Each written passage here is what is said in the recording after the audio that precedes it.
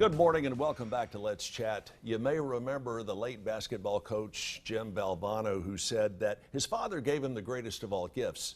He believed in him.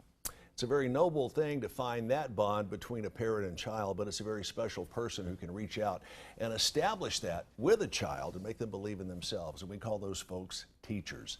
This is not just any teacher I am introducing you to now. It is our Golden Apple Award winner, Teacher of the Year. It is Karen Wilson from Battlefield Primary School. Karen, welcome to Let's Chat. First of all.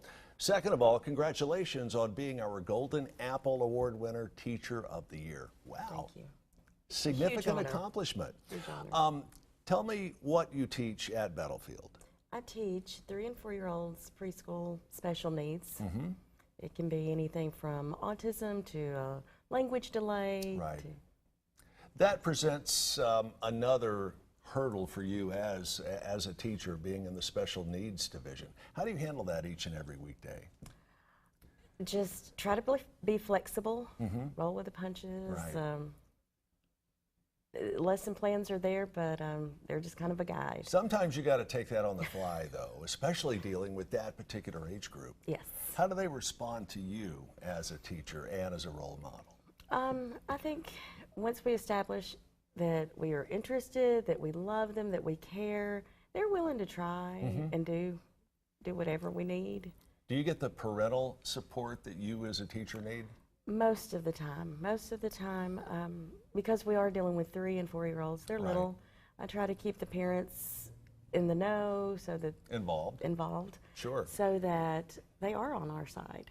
And I know we're coming up on the end of the school year, and I have to ask you this: you have had some of these kids, some of these students, I think, for 2 or 3 years now. When it gets to the end of the school year and they come up and give you that great big hug at the end of the school year, what goes through your mind? It's bittersweet.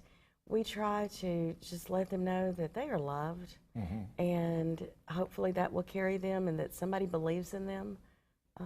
But it's sad. What's the motivation for you to do this? I mean, someone with your educational background, you could easily go and teach any grade, anywhere, and you wouldn't have to carry as big around of what's the word I'm looking for here?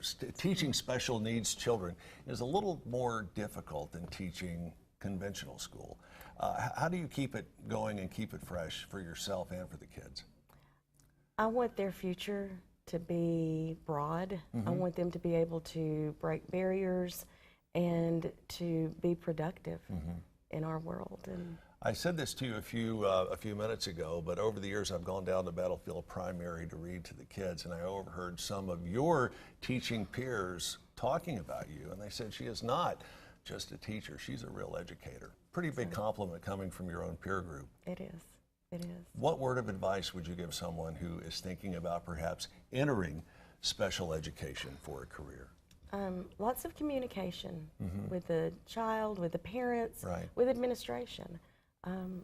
Have that open door policy. And know your guidelines and stick to them, but Yes. don't be afraid to push that envelope either.